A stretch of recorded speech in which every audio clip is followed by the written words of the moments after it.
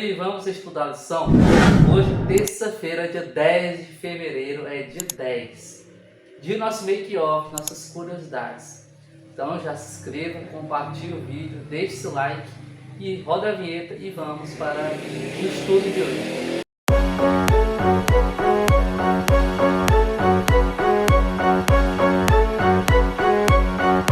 Vamos estudar primeiramente sobre o antigo Saulo. Como o antigo Saulo era. A Bíblia fala que, bem no versículo 1 de Atos 9, fala que ele respirava ameaças. Mas o que significa? Que ele era ameaçado? Não. E sim que ele produzia ameaças. Ele tinha muita raiva dos cristãos. Pois, lembrando que os cristãos não eram a maioria, e sim a minoria que estava surgindo logo depois da ressurreição de Jesus e da missão dos discípulos. E que teve um alto crescimento ali quando, no dia de Pentecostes, os discípulos receberam o Espírito Santo e se tornaram apóstolos. E aí começou a surgir os cristãos em Jerusalém, né? E aí Saulo era um desses que perseguia, inclusive ele era um dos membros do Sinédrio. E aí por isso que a Bíblia fala que ele respirava ameaças contra o povo de Deus, pois ele perseguia, prendia e, se possível, matava os cristãos, pois essa era a sua ordem e a sua missão, a de Saulo. E por que ele estava indo para Damasco? Era para festejar? Era para alguma coisa assim? Não, era realmente para perseguir, porque naquele lugar tinha muitos cristãos ali, e já que poderiam criar má influências para o povo lá de Damasco. E aí Saulo e sua comitiva tiveram que sair de Jerusalém para ir para Damasco para fazer mais uma missão, né? E aí nessa missão, que ele não esperava, é o que mudaria a sua vida, né? E aí Saulo foi, né? Devia conhecer as autoridades judaicas e esperava contar com a cooperação deles contra os cristãos. Ou seja, primeiramente ele ia falar com as autoridades máximas para depois perseguir os cristãos lá de Damasco e, se possível, levar para Jerusalém. Então é a sua missão do antigo Saulo naquele momento. Vamos lá para a nova missão de Saulo.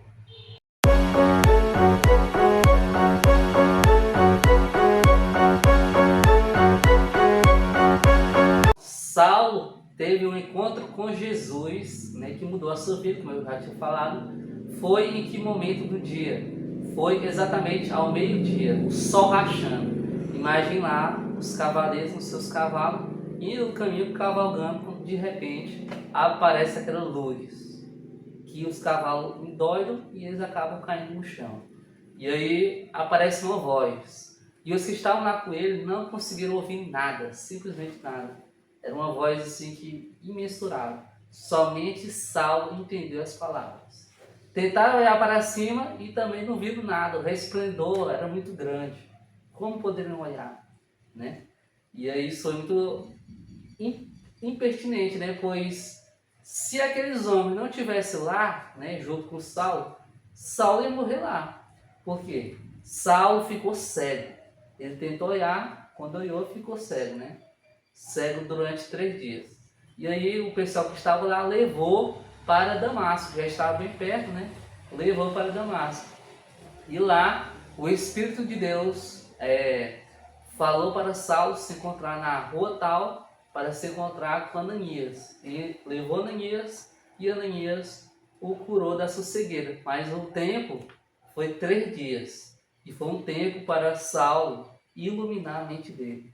Era o momento que ele estava cego fisicamente, mas foi o momento que ele abriu os olhos espiritualmente. Foi o momento que ele teve de reflexão para entender que do que ele estava fazendo não era certo, e sim o errado perante os olhos de Deus. E aí, por fim, Saulo aceitou o chamado de Deus. Consequentemente, Ananias teria pregado para ele, né, da mensagem da salvação. Saulo aceitou e Saulo se batizou, provavelmente no rio Abana, que quer dizer o rio Pedregoso, ou no rio Farfá, que inclusive é um 2 rios mencionados na história de Naamã, quando Naamã foi curado, né, da sua lepra. E aí quem oficiou a cerimônia foi Ananias, né? E foi em um desses dois rios. Por quê? Porque ele foi batizado em algum rio e em Damasco. E em Damasco só tem esses dois rios. Né? E aí por isso que Saulo foi batizado ou no rio Abana ou no rio Farfá, ou Farpá. Amém? Saulo batizou e você? Batize também, viu? Se você não é batizado. Vamos lá agora saber o que essa palavra caminho tem a ver com o assunto. Né? A palavra caminho foi um dos primeiros sinônimos para de cristianismo. O termo pode ter originado a declaração de Cristo sobre seu caminho ou de sua referência ao caminho estreito. O próprio Paulo se refere como caminho, como se ele veio para o caminho. Mas como assim? É porque o caminho quer dizer o cristianismo, é um simbolismo para se referir ao cristianismo, que é a vida dos cristãos. Então esta é a comunicação de caminho com Paulo. Amém? Vamos lá, finalizamos o dia de hoje, oração. Senhor, obrigado por mais um dia que venhamos ser igual Saulo, nos arrependermos, nos batizarmos, nos aceitarmos no seu santo e bom caminho. Agradecemos e pedimos em Jesus. Amém.